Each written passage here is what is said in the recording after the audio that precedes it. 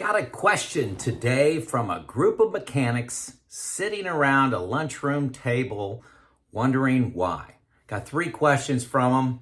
I think you're going to love this.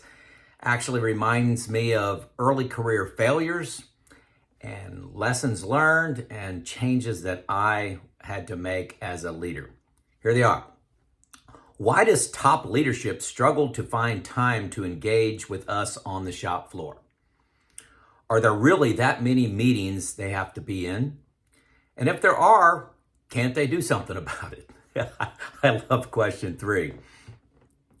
The question really is, can a leader be successful without the feedback, without going to the shop floor? Can they just get successes in the conference room, looking at KPIs, going off opinion, doing what they think is best without engaging the craftspeople on the shop floor, seeing reality? Let's take these one at a time. Hey, this is Joe Kuhn of Lean Driven Reliability, bridging the gap between the best practices that you know you should be doing, leaders, and the reality that you live in every day, the chaos, okay? So again, I'm speaking from one who has failed, okay? I'm not trying to judge. I'm trying to share things that I did wrong for decades, learned, and then changed. Okay, and I'm trying to help you not make those same mistakes and learn faster than old Joe here. So let's take one at a time. And a warning, I'm going to be candid. This is not about being nice. This is about being candid in just about a 10-minute video. We'll see how that shakes out. Why does top leadership struggle to find time to get on the shop floor? Leaders spend time on what they think is important, but it's critical to understand that the urgent always trumps the strategic. That means the here and now disasters always trump the 6-month plan, the 1-year plan, the 2-year plan, okay? Example, you got a serious safety issue. You got a budget crisis. You need to solve it. Get everybody together. Equipment failure. We had a failure. Maybe we lost production for 2 days. Oh my gosh, got to get everybody involved and we got to solve that problem. The vast majority of managers and leaders want to spend time on the floor, desperately want to. They love that part of their career and job is to go out and touch the equipment, touch people, see what's going on out there. Most think they actually do spend time on the floor, but in reality, they don't. They think that walking from one meeting to the next and that 5-minute walk across the floor is being on the shop floor, engaging with people. And I'm sorry to say it's not. Clearly it's not. Here's a question for you leaders and managers out there. When was the last time you spent 4 hours in one area on the shop floor? Maybe it's a problem area. Say your problem, your throughput bottleneck is your hotline, your hot mill. It's just a process. When was the last time you went out there and just sat with the operator, watch the mechanics engage with operations, watch the quality, look for all of the touch points and waste that happened in that process to see reality? When was the last time you did that? I've only had one person out of, let's say, 2,000, that's probably low, out of 5,000 ever raise their hand on this. One person, and that was an engineer. Candidly, folks, this is a huge mistake. This is a critical mistake. 4 reasons. Number 1, you're not leading. Your job is to lead people. You're not meant to be a hero. Your job is to engage and get the best out of other people by inspiring them, showing them the vision, and aligning the organization. You're not leading. Number 2, you're not seeing reality. And this is what everybody misses. You're not seeing reality. If you're looking at KPIs and opinion and experience to decide what to do next, you're going to be right 50% of the time and wrong 50% of the time. Just being blunt, okay? You are not using all the data to help you make great decisions. You want to make better decisions? See reality. One way to see reality, chalk circle observation, at least 4 hours. You're not seeing reality. I'm not being vague about that. Number 3, you're making poor decisions because you're ignoring half the data set. Poor decisions. And then you scratch your head with the poor results. Number 4, you get poor results in you. Hey, that didn't work. We must not understand it. Let's move on to the next issue.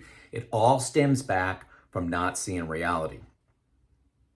Okay, failing And hoping next week will be better is not a plan. You know, you wanted to spend time on the shop floor this week, but the chaos overwhelmed you. Maybe next week will be better. Guess what? Next week's worse. You've got to make it part of your schedule. It's a false narrative that you are doing great things in the conference room, in your office, in management leadership team meetings. It's a false narrative that you're doing great things for the people. They just don't know it. They don't know it. If they don't think you're doing, if they don't see the great things you're doing, you're not doing them. It's really that simple. False narrative, don't believe the lie. Now, solutions. Delegate more. How many decision makers need to be present in a meeting? Delegate. Here's an example. As plant manager, I had to approve all overtime. I thought that was crazy. I delegated that down to somebody in the organization. I gave them the boundaries to play in. And if they were outside of those boundaries, they could ask for an exception from me, or, they would just lived with the consequences, good or bad.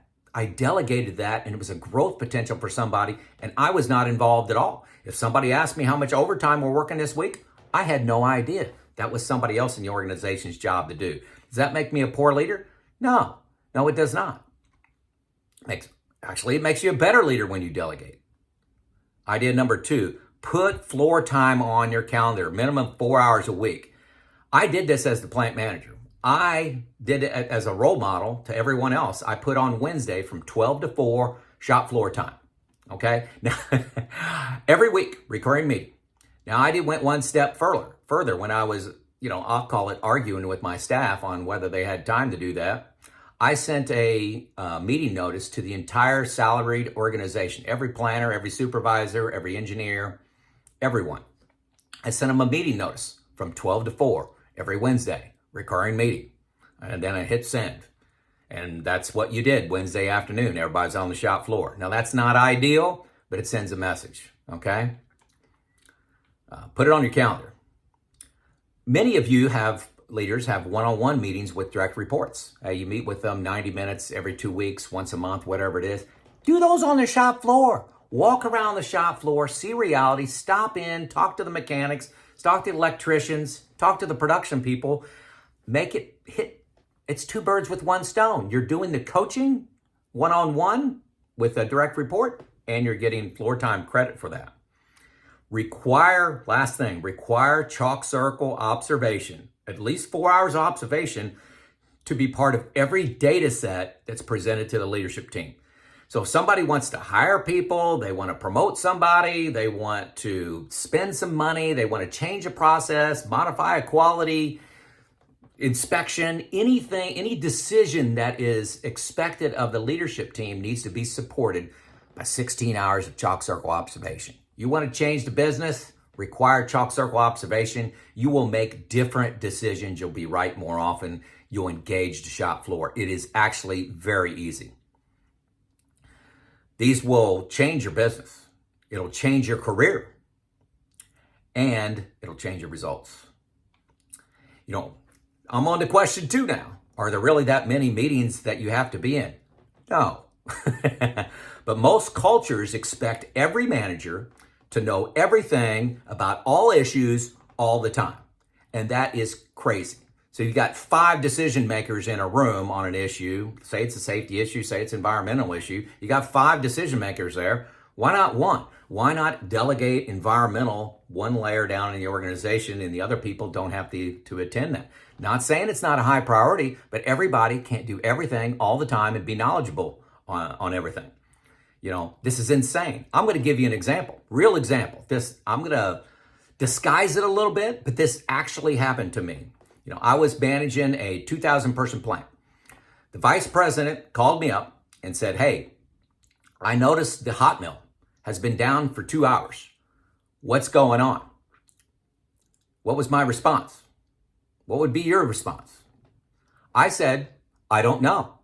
And then the vice president says to me, "Well, that's important. That's our bottleneck production center. Don't you think you should know?" And I said, "No, I don't think I should know." I told him that I had a production supervisor out there. I had a maintenance supervisor out there. They have a superintendent that's there supervisor. Each one of them had a superintendent, maintenance superintendent, production superintendent. Then there was a department manager. This is about a department of about 300 people. And I think we had enough knowledgeable people out there. I'm not a subject matter expert on the hot mill. Those folks are. If they need my help, they'll let me know. I'm working on strategic plans and not on today. And my vice president said, Joe, you're exactly right. I'm sorry to bother you. Hung up the phone. I changed the dance. Okay. That was a real example. I wasn't too nervous doing that. I was pretty late in my career. Maybe you with 10 years experience will have a hard time doing that. If you got 25, 30, it's pretty easy to do. What can you do? I mentioned several things earlier. Delegation is so key. Being able to delegate. Delegate means you give the decision-making the authority, you give the accountability, means you don't have to go to that meeting. So you can cut back on at least 25 to 30% of your meetings by delegating. Easy, maybe higher than that. I, as plant manager, didn't go to the daily management meeting.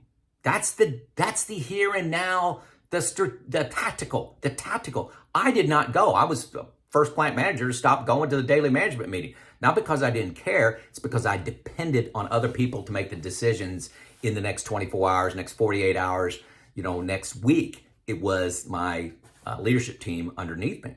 Delegate. Know your time span of control. Time span of control is what time zone are you working in?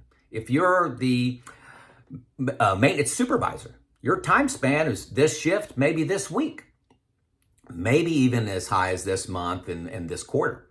Okay. If you're the superintendent, you have several supervisors and planners working for you. Your time span of control may be from 1 week out to 1 year, maybe even 2 years. If you're the plant manager, your time span of control starts about 1 year. Now, that's not to say that you don't spend 20% of your time in the here and now. And, there are issues that come up, but 80% are in your time span of control as a plant manager 1 year out to maybe 5 years. So am I spending 80% of my time on those strategic changes? Or am I just hoping next week is going to be better? Know your time span of control. Write it down. Audit your calendar against it. You must do your job, not everyone else's. And that's the problem. That is why there are so many meetings. Everybody wants to be involved in everything and knowledgeable on all things at all time. And that takes an enormous amount of time. And what's sacrificed is time on the floor. You sacrifice time on the floor, you don't know reality, you're not leading, you're making poor decisions, you're getting poor results, and you're scratching your head why. Okay? Sorry to be so blunt. That's my thoughts. This is Joe Kuhn out.